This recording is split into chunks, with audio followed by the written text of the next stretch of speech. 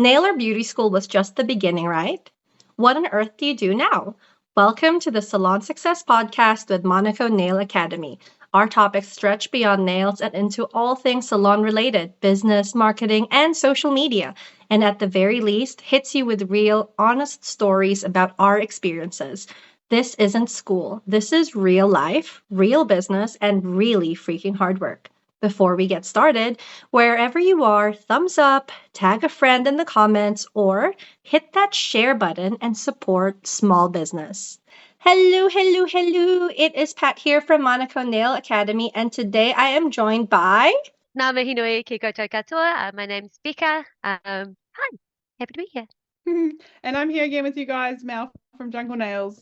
Before we get started with the podcast, don't forget you can use our codes for 10% off all courses. We do get a kickback from these enrollments, but this is how we support the production of the podcast. So make sure to use them.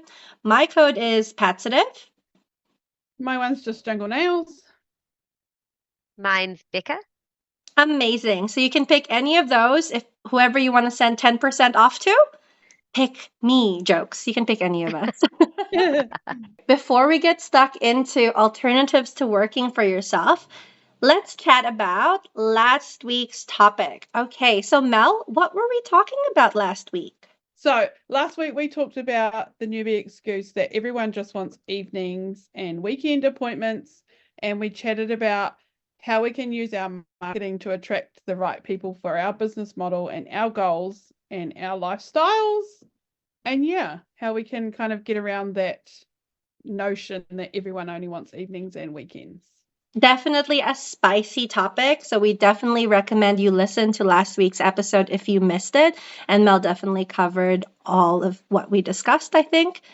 Becca, since you're joining us this week and you're fresh to the topic, do you have any thoughts on the myth that everyone only wants evenings and weekends? Yeah, absolutely. I noticed, so going back to that whole idea of a queen bee, right? And if you really, really impress your perfect kind of client, they'll go and spread the gospel of your nail salon to all of their friends. So that happened with me, and it was a mum. She was really active in her school community, and a lot of her friends were people who worked for themselves, who worked flexibly or worked part-time. And they wanted appointment during school hours, right, when they didn't have their kids with them. So my daytimes just started filling up, and they were almost competing for those school hours. So that was really, really good. I still do try and make sure I do at least one late night a week, and I do a half day on a Saturday. But other than that, I'm sort of able to keep reasonably booked up during the weeks, which is really cool. That's so good, Becca. It's just so nice to hear from other people that it's definitely not a pipe dream. You can definitely have clients during the day if that's what you want. So that's so awesome. Thank you for sharing. Yeah, those people are out there for sure, and they have their own like things that they're trying to work around, i.e., school pick up and drop off and things like that. Yeah. That is so good. So if you want more of that, jump into last week's episode. Okay, so this week, alternatives to working for yourself. If you are starting to doubt your desire to be an entrepreneur, you do have other options. Nobody is saying you have to work for yourself. First, you could rent a station or a table in someone else's salon. This is sort of one step away from full entrepreneurship because you are still technically working for yourself, but you pay a percentage of your earnings to the salon owner in exchange for them taking some of the burden. So if you want to enter into a rental agreement like this, you do need to consider a few things like who pays for product? Are you bringing your own? Are you using theirs? Does your fee cover property and utility costs? Does the salon owner have the right to charge extra if the utility bill is higher than normal? Who's responsible for insurance? Who will be responsible for bookings? Will clients call and email the salon directly, or will they contact you? Will you be in their booking system, or do you use your own? Will clients be able to pay through the salon FPOS, or do they pay you directly? If they pay the salon, you will have to invoice the salon for your percentage as a contractor. And if they pay you, the salon will have to invoice you for their percentage. Will you be considered a part of the salon, or do you market yourself separately? If there are bonuses that like drinks, chocolates, and loyalty programs that the salon offers, do you have to mimic them? If you run it separately, is this going to cause confusion? So there are lots of questions like how many one-ups will be limited by the restrictions of being someone else's salon? How much notice does one party have to give the other in order to end the agreement? Is there a contract? Hint, there should be. Does the salon expect to close over holiday periods or public holidays? How many days a week or how many late nights can you do? And similarly, if the salon offers 5 late nights and you're only there for one of them, maybe the regulars will assume you're never there. So these are some of the questions you're really going to have to consider before you enter in that sort of agreement. Becca and Mel, have either of you ever done a rent a table kind of situation?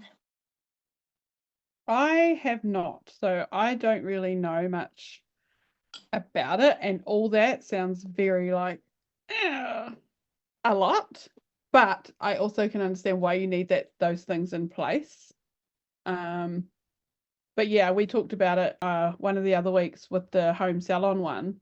My goals was to be at home with my kids, so I've never looked into working elsewhere, but it's definitely something I would consider.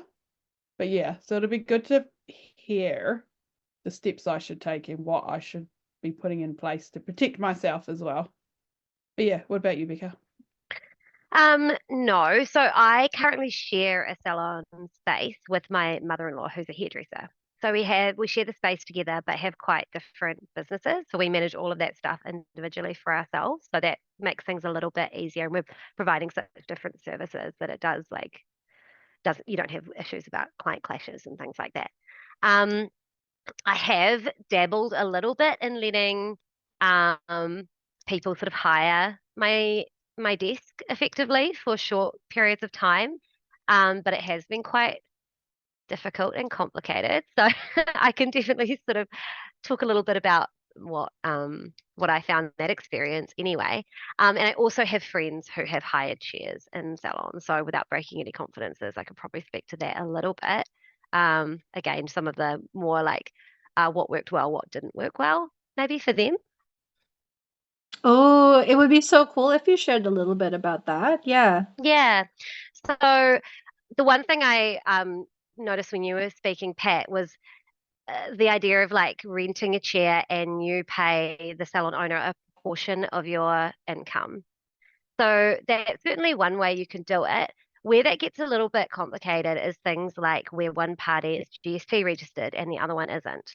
Um, these are real life examples of things that have complicated that. So another way that you can think of doing it is paying a flat rate every day that you're there, and you pay that salon owner that flat rate whether you have clients in or not. And I guess for a salon owner, that's probably preferable because it's more predictable. And to me, that makes me if I was a nail tech renting a space in that salon, I would probably prefer to know, like, have that flat rate, know what my outgoings are. And so if I want to work a really, really long day in order to up my profits, I'm going away for the weekend and I want to earn a bit of extra money, I know that that's not, it might start to create resentment potentially if I was then paying a lot of that to the salon owner. Yeah, I mean, things like that are different options, I guess, and when you're talking about paying, but I think that stuff has to be looked at in that overall context of whether you're bringing your own product and all of that kind of stuff as well, because all of those things will contribute to what the fair split is between those two parties. It would be quite motivating. Well, I know for me, like if I'm paying to be in your space every day, I'm going to be there every day. Like, yeah, I'm not going to pay and then just be like, oh, nah. I would yeah, want to be there and yeah. use Because it as if the I'm salon paying. owner, if that person doesn't have a very busy day, that person that you're hiring that chair to doesn't have a busy day, there's nothing you can kind of do about the fact that they're not bringing that income in, I guess, because Yeah, it's their own on the business, flip side, Yeah, yeah. yeah, So I guess on the flip side of that, right? So mm, it might be good for the salon owner to yeah, charge that flat rate so that no matter mm, what you get mm, your rent. Because if someone mm, is only paying a percentage, but they yeah, never show up to need the space, then they're just yeah, taking up space potentially. Yeah. Unless they take home their stuff and then come back, which is also Yeah. a thing. Yeah. I guess it's more risky for the person, the nail tech renting the chair though, right? Because you need to sort of feel like you have a minimum number of clients to cover that cost before you start. Otherwise, yeah, Yeah. you're dipping into your own pocket almost to do that. And Penny has an example from when she rented a table. So Mm. back in the day, she rented every Saturday from a hairdresser's and she would pay the salon 40% of her takings and Mm. she supplied her own product. Like, ooh, okay, 40%. She had to set up from scratch every Saturday morning and then take everything home again every Saturday night. But the clients didn't latch on to being regulars because she could only do Saturdays and they had no choice. And also, they didn't know her well enough to look past that. And then packing up her home salon, setting up at the salon, and then reversing the process at the end of the day took more time and effort it was worth. And meanwhile, the hairdressers who worked full time didn't want to pay for their nails to be done. So she would do them for free. Oh my gosh, to make sure that the hairdressers were wearing her work. But because Penny was only there for once a week, she would spend half of her shift doing the nails of the hairdressers and not paying clients. And then the hairdressers also never mentioned her to the clients or tried to upsell for her. So there was Yeah. nothing in it for them. So she still had to market on her own 1 day a week and not a lot of confidence. Oh my gosh, that sounds like a really sucky situation. Really Does. sucks. Is that Absolutely. a lot, 40%, or is that quite normal? I don't know. I just literally from being on like beauty forums and stuff, like I think 60/40 is quite common, but normally you get stuff for that, like they'll help you market and things like that. Yeah, Okay. you would think for Um, 40% you would get something out of it instead of you mm, just kind of I'm going to show up here and I have to fend for myself because if that's the case, it should be a lot less, right? Mm. You know? Yeah. And so Penny was just saying that she does know lots of people with great rent-a-table experiences. And mm, actually in Auckland, one of the girls was actually advertising their rent-a-table space at the moment. And so people were looking at that. But for Penny, she ended it after 6 months and she had no regulars that came out of that. But she did get a lot of lessons. And it sounds like mm, a major learning curve. yeah, absolutely. I do think so. Um, like I said, I share a space with a hairdresser, but I'm there, most days. And she refers clients to me, I refer clients to her. So that works really well. So I think maybe if you were renting a chair in the same salon every day, it might be better as opposed to just 1 day a week. Yeah. But I mean, sharing a space is complicated. Like there's little things that we've had to work through, like if one of your clients is like really, really loud and like just talks really animated and loudly and is almost like disturbing the other client, right? Like having to navigate all that stuff has been a real learning curve. It wasn't just like smooth sailing the whole time. What if someone comes in and wants to buy product from the other business in the space? Do you just send them on their way or do you try and learn a little bit about so you can still get them the sale? Like all of that stuff we had to work through. So, but of course, there's a lot of benefits to it too. It sounds like Halving the cost. the way you were able to work it out is that you made sure that you were clear on everything.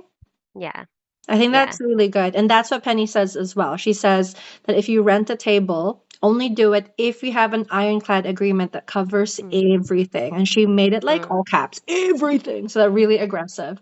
Uh, I actually currently share a space with someone. mm, But like I haven't been paying any rent or anything. It's just been kind of informal. So I feel bad about that. And we have been talking about I will pay rent.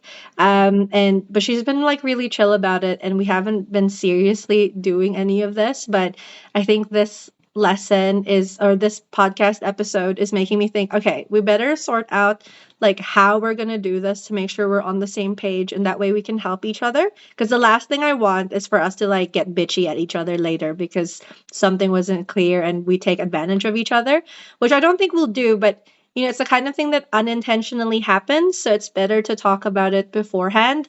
Um, yeah, it does say here things like, you need to think about if you're going to do a percentage split with a salon, make sure you've learned everything you've learned from Salon Success, whether that's the podcast or maybe you should sign up for the course. You need to work out literally what percentage of bills they're covering, what you're still covering yourself, and then offer them that percentage. You can show how you calculated it. Just covering the bills might not be enough because as a business, they are in it to make money. It's not just them being nice to you. As much as they're being helpful, they do need to make money. So they might ask for a higher percentage, but it's a good place to start the negotiations. And you have to remember that they are running a business. This is a transaction for them, not a favor. So they are expecting to make a profit off you. And that's okay because we're all trying to make money. This can be another expense you hadn't calculated before and can mean you may need to increase your prices to cover the extra. So again, think about maybe you go back and you sign up and do the how to set your prices course. And then you go and have a look at that and allocate percentage of the cost to the salon as a starting point. And then think about how you might increase your end price. Yeah. Mel, have you ever thought about doing rent a table? Oh, no, you said you didn't. Not really. Well, I didn't at the start because, yeah, my original goal was just to be at home with my kids because they were quite young. But now I'm kind of thinking that might suit me a bit better. We've talked about it before with my social media and stuff. I hold back quite a bit because it's very easy for people to find out where I live working from home. So I don't post like a lot of my behind the scenes. I don't know if I would do like a rented table, but I think I would just rent like a little space outside my home. Like I know there's places here in town where it's like a big room, but there's multiple like little cubby cubicle type things that people can rent.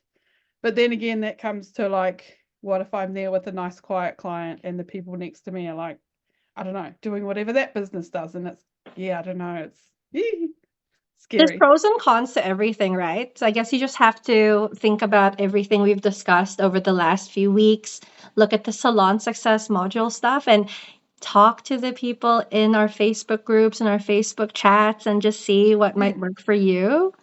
Yeah, definitely gather as much info as you can. Make sure you have contracts. Do you have a contract with the person you share with, Becca, or no? Like I said, she's my mother-in-law, so okay. So that makes things probably a little bit easier. We've got a pretty good relationship. Some people are like, oh, you work with your mother-in-law, that's keen, but no, we get on really well. I joke to there's that thing about like how little girls are going to marry their dad, right? I'm like to my wife, well, you married your mum. we're so similar. So we get on really well. I mean, again, there's always been conflict, but we've managed to work through it. And yeah, I mean, I guess having that underpinning kind of like trusting relationships been really helpful for that. So yeah, I guess in any situation like that, just making sure you really check out like the vibes of the people. Like if you can't have those kind of tough conversations when you're kind of negotiating your agreement, then further down the track, because you can't anticipate every problem that might arise. So if you have that like underpinning of like a good working relationship, I think you can probably sort most things out and find something that works for everybody. Like if someone wants to leave, like if she turns around and says to you, like, I'm done hairdressing. Yeah, exactly. Yeah. Okay. So what other alternatives? So can you go into like, I guess if you just went into a pre-established nail salon and you just work for them as an employee? Yeah, you could totally do that. Yeah. Yep. Or rent a table or something. Yeah, that's definitely an option. But before we get into that, let's get into a quick ad break to talk about one of the Salon Success modules, setting up a business from scratch, which is a series of flexible, self-guided online workshops that cover every aspect of running a business. In this specific module, we teach you how to choose a business structure, set up your banking, find an accountant, purchase accounting software, and set up your insurance. So if that's something you're interested in, it's only $15. You should 100% do it. And if you're like, can I get a cheeky discount? You can. So ladies, what are our discount codes again? My one is just Jungle Nails. And mine is Becca. Mine is Petsative. So again, feel free to use any of them and get 10% off. Awesome. Okay, so Mel asked a very valid question. We have just talked about renting a table. Do we have other alternatives to working for ourselves? Yes, there are.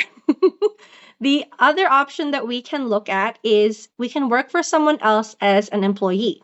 This means they pay you a wage or a commission, you work rostered hours, and they have rights to your client base when you leave, and all the hard stuff is their responsibility. So it's their responsibility to find clients, pay insurances, taxes, all that sort of thing. And it's a good option if you love what you do but hate the business side of things. The pros are that you have zero responsibility except to turn up on time and do a good job. The cons are that your earnings are finite, your success is capped by their success, you don't have as much flexibility, and you don't get to keep your clients. But if this sounds like the right choice for you, you're going to want to negotiate a wage or commission structure to suit you. When Penny ran her salon, she would offer employees commission or wages, and they would always choose a wage because a wage got paid out whether they had clients or not. But personally, Penny thought that if she were an employee, she would be negotiating a commission structure and then working her butt off, which is so interesting. I wish you were here to talk to us about that because there are pros and cons to both, right? A wage is guaranteed. Say you get $16 an hour. What's the minimum wage? Like 20, 22? 21 and 26, Something something like like that. It's just okay, gone up. so definitely not 16, so maybe 20 or something here in New Zealand. But it's nice that a wage is guaranteed. Whether you have clients or not, you will earn that. But you won't ever earn more than that, which is a problem. So wages are often low for a few reasons. First, you've seen now just how much it costs to run a business. And second, they need to make money off you too. So the wage has to be split between you and the business. So if you recall, we've been talking about, how to set your prices. We've been talking about how to reverse engineer your goals. It's really important that you remember that if you dream $30 an hour, well, you can't pass all of the responsibility to a salon owner and still expect to get all the reward. Or if you were like, I really want to make 100 grand doing salon work, that's totally valid. But again, you're probably not going to get all of that from working as an employee, unless maybe you did commission and you just absolutely hustled. The other reason it's low is that relying on a wage indicates a lack of motivation to hustle, which tells the salon owner you're likely to sit back and wait for clients.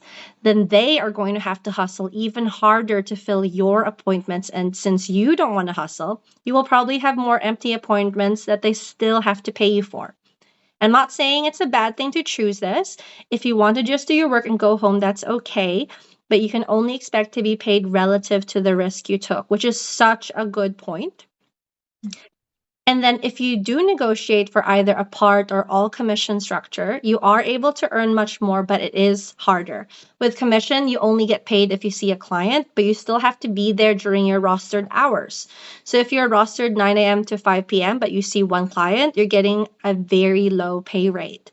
But if you do work your butt off, impress your clients, encourage them to rebook with you, upsell retail, and so on, the sky is the limit. And I guess you'll also be helping out the salon owner.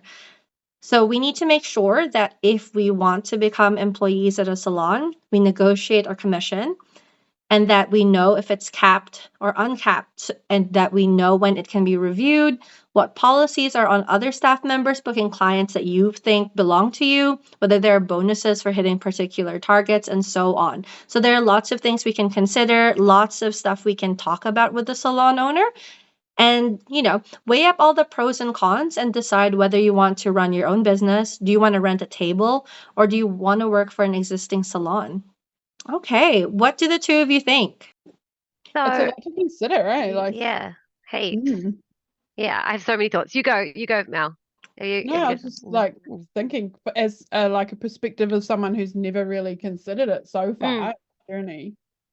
It's a lot to consider, but I do see where they're coming from, why people would just choose to you handle everything. I'll just come and do the job and then go. I think, if you, I don't know, had something that meant, say you had very young kids or something, you know how they get bugs all the time and daycare won't let them go to school, daycare if they're sick, and you needed to be able to, at the last minute without it being a whole bunch of stress, say, I'm not coming into work today. Like that would be, some days I think that would be really nice, like if I'm sick, I have to manage it, rebooking everyone, all that stuff. So, and I mean, you get like annual leave, which is nice, all that stuff. And some salons do offer like commission or bonuses and things like that. So I can understand for some people, when they're in a particular stage of their life, that would be really, really beneficial. I think it's quite rare, in my experience, you guys might know this more, but it's quite rare to find like nail only salon employee roles. Most of them want you to be able to be a bit of a jack of all trades. So that's why I never considered it, because I didn't want to go and learn waxing and brows and massage and all that stuff. I just love nails. I was really interested in it. I wanted to be the best at it. And so there weren't really any jobs out there for me that would allow me to just do that. So that's one of the reasons why I decided to be self-employed. So maybe if there were more options like that, it would be a better model. I haven't seen any of them. Yeah, that makes sense. I like, even between you and I, Becca, like, and even you, Pat, we're all in different like stages of our lives, I suppose. So for me, like, being able to just clock off and go to work and do my job and then come home is like so appealing to me. But then the reason I started this whole thing was so that I had more control. So it's kind of like a catch. Yeah, certainly. I mean, your boss, like, that's the flip side of the coin, right? Like, if I'm sick, there's no one else to cover me. But if I decide that I want to go away for a long weekend, there's no one I have to ask permission to do that. I can just, or if I want to block a half day off so I can, hang out with my niece or whatever, like, I can just do that. So yeah, it's two sides of the same coin, really, isn't it? Yeah, and it comes back again to like getting your ideal client. Say, like, if I message my clients and say, I'm really sorry, I can't work, one of the kids is sick, all of them will say, no worries, we understand. Where your boss may not be so understanding.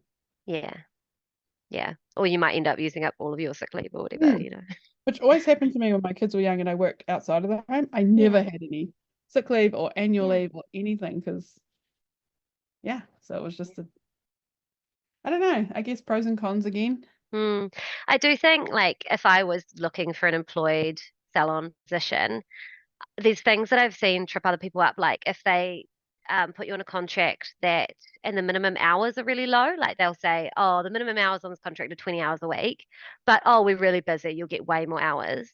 And then if something, if demand does drop off for whatever reason, suddenly that person's only getting 20 hours a week, even though that's not what was discussed.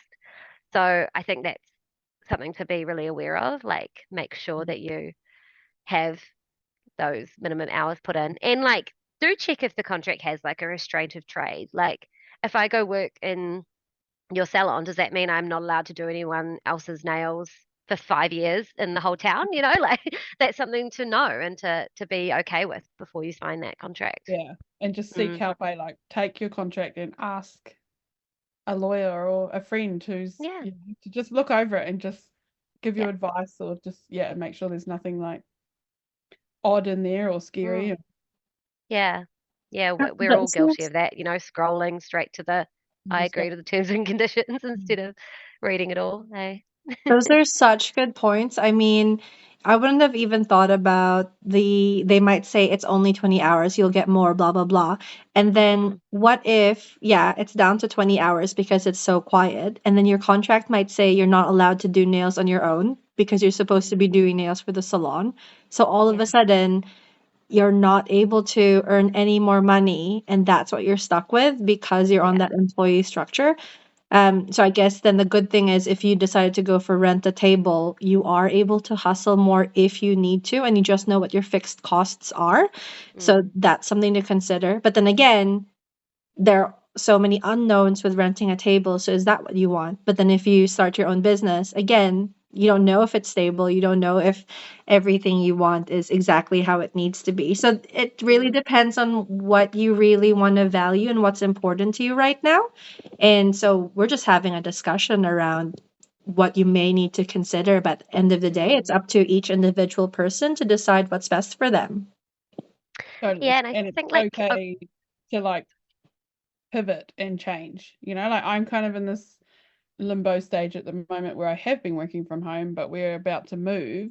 So I'm kind of like, do I want to just work from home again, or am I better off to just go and rent a table? Or yeah, so just because you start somewhere doesn't mean you have to stay there. And the beauty of I think how much the world has changed in the last 4 years, right? COVID being the main reason. Like a lot more businesses are willing to work flexibly with people. So if you need to do a part-time job while you build your clientele and things like that, you can. You don't need to be either fully self-employed or fully employed, right? You can do like hybrid models with all sorts of different kinds of work now in a way that we probably couldn't not that long ago. Yeah, totally. I know I did that. I had a job outside the home for probably a year before Mm, I left that job and left that security, which was terrifying. yeah, for sure.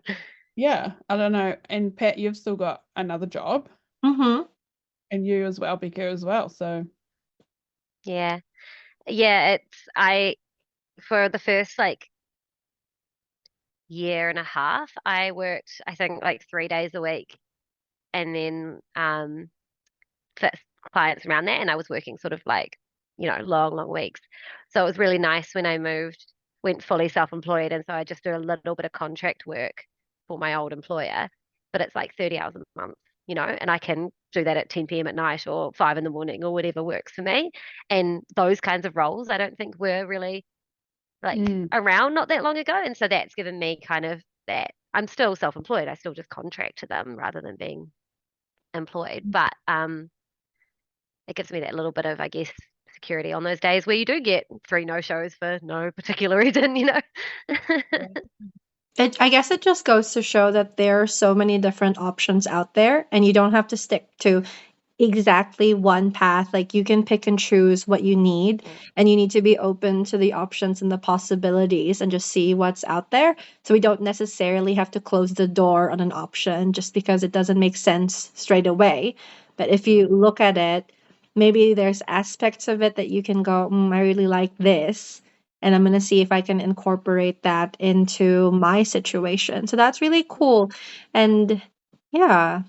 The only thing as well is like we've already talked about it a little bit, but like do make sure that you're taking all that, like when you're working for yourself, take into account all that time that you spend doing like not in front of the client when you're thinking about like your pricing and how much you're earning per hour and the annual leave and the sick leave and all the other things that an employed person gets. So make sure you're really aware of like, how to set your prices to cover all of that stuff.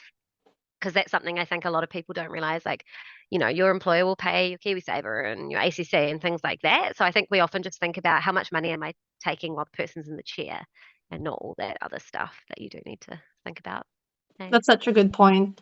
Yeah, Yeah. it's totally doable to cover all those costs, but just you have to know what they are Mm, first.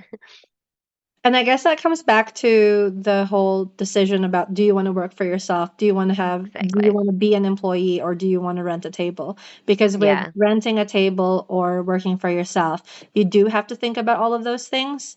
But if Mm, you don't want to, you're just like, nah, I really can't right now, then you can go and try and yeah. be employed. Yeah. Yeah. Totally.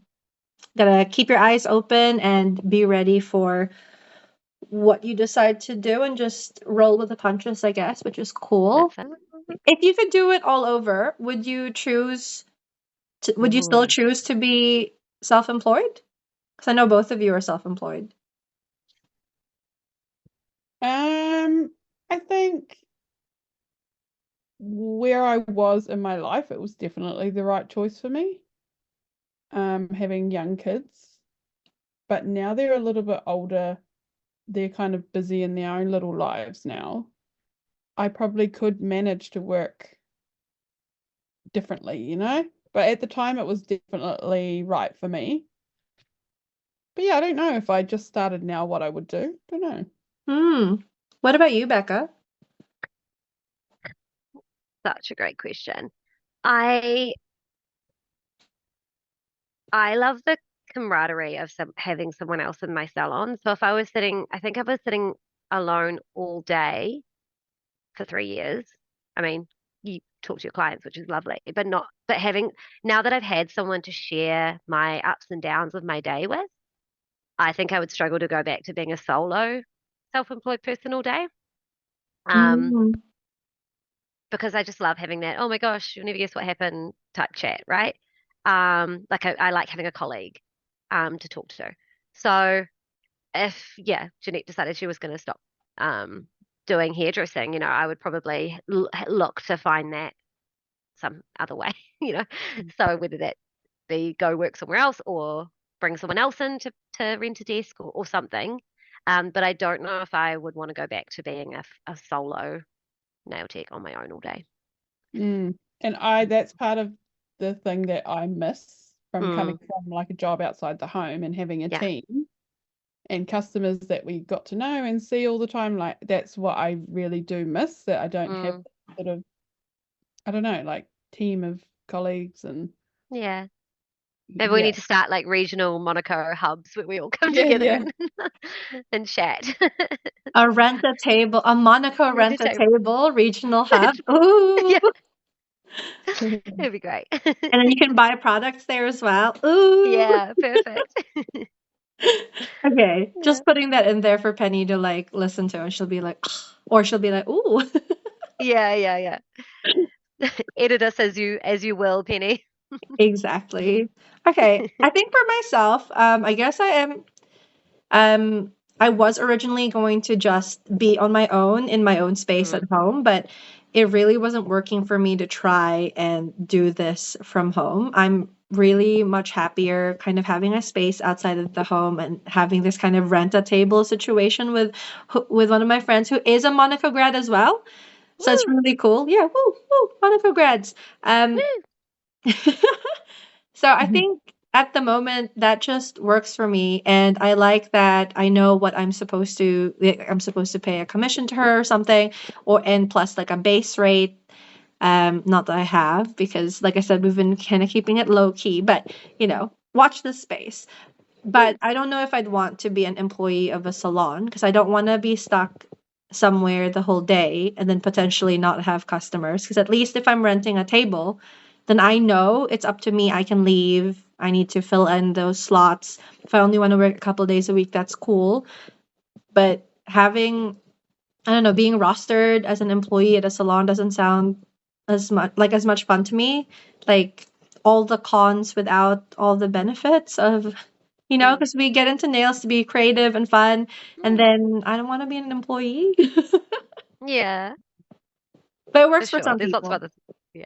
Penny, good luck. Good luck editing this. Waffle. I mean, that's what people listen to podcasts for, right? Like they just want to listen to people talking. They just want to hang out with us. Our thoughts, and I really wish we had a story from someone who is an employee, because I think that would be really interesting.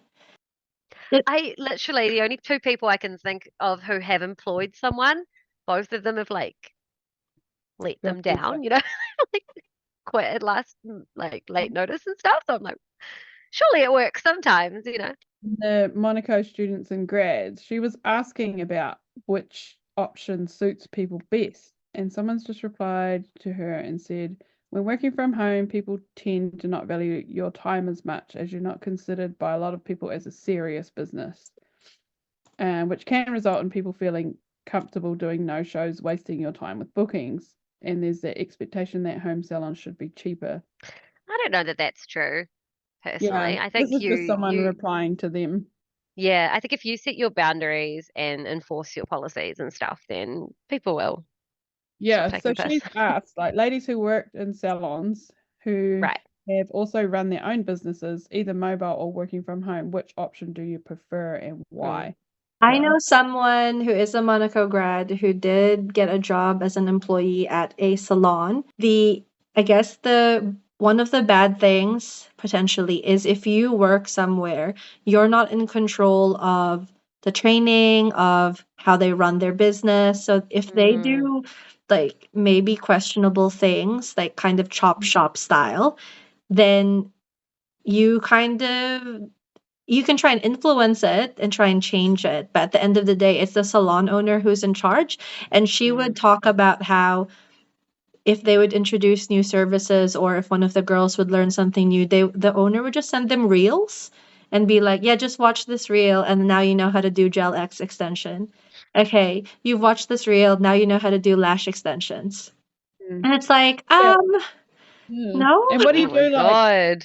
what do you do? I suppose this would all be in your contract and stuff, but like, what do you do if their hygiene is not up to what you've been taught? Like, we all have There's really not a high lot you hygiene can because it's not standards. legislated. Like, there's no consequences. Yeah. It's not like they have well, unless they're in Auckland, right? Like a health or maybe another council. Like some of them have health licenses. But even then, it's But still even quite then, basic. It's not yeah, like, it's more to do with do you have access to water rather than are you sanitizing and disinfecting everything, right? So yeah, all you can yeah. control is how you deal with your clients and in your appointments. But like the wider spectrum of like everything else they do, you don't have control over that. But I'm sure someone has good employee stories. So if someone Surely. if someone has those, can you please send through your stories to us and we will read them out at another podcast episode.